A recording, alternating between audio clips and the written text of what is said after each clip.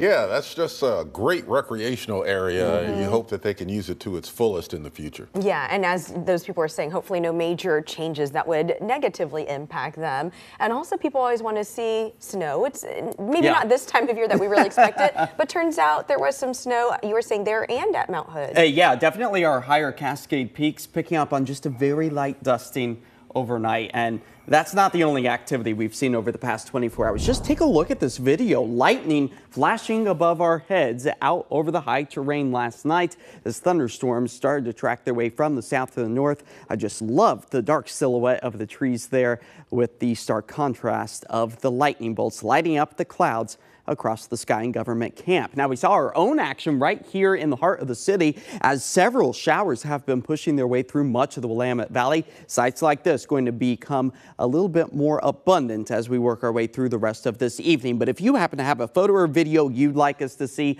of the active weather in your area, scan the QR code on your screen right now. That will direct you to KOIN.com. Right now, taking a live look out towards the Forest Grove area, thanks to our Explorer Tualatin Valley cameras, those rain clouds continue to sit overhead, only producing a stray raindrop or two for the most part. It's only 1 or 2 cells that will move over and really dump a significant amount of water overhead. But 67 degrees is where we currently sit.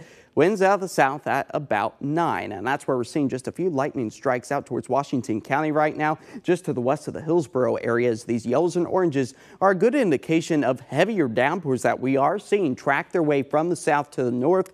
That includes the coastline, the I-5 corridor, and the foothills of the Cascades, all associated with this low pressure system that really has not moved at all since yesterday evening. I didn't have to update this graphic at all because the center of circulation hasn't moved an inch, and that's allowing for all of that moisture to push its way back in western Oregon and southwest Washington. Helping to fill up the rain gauge, though, close to that 1/4 inch mark for the northern Willamette Valley, closer to just a couple of 1/100ths of an inch out along the coastline, although we saw a little bit greater rain accumulation just yesterday. But for the month of August, now tipping the scale of over a 1/2 inch of moisture, we have already surpassed the average monthly rainfall that we should typically see in the month of August, which is about a 1/2 inch of moisture. But there you go. There's some of those snowflakes accumulating on the highest peaks of Oregon. Mount Hood looking mighty fine late yesterday evening before the sun dipped below the horizon. We got another chance for maybe a snowflake or two tonight with the available moisture as the snow elevation level dips down to about 6,500 feet. That does come on the flip side with some more spring or fall-like conditions with the thunderstorm activity, a marginal risk out towards the northeast. That's about a 1 out of 5 chance to see the activity of severe thunderstorms. But then we really start to dry things out as we work our way into Saturday. So the wet weather, a very welcome sight, especially when we take a look at our drought situation with abnormally dry conditions finding their way back into the I-5 corridor.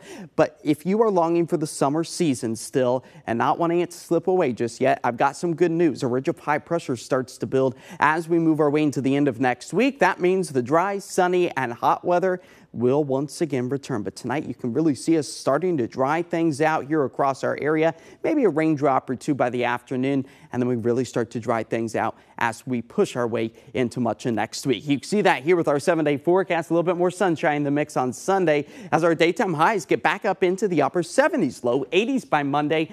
Another chance for a raindrop or two on Tuesday, but then the potential for 90 degrees 1 week from today, a very real possibility. So I know a lot of folks are probably disappointed that it feels like the middle of October today, but summer is still here.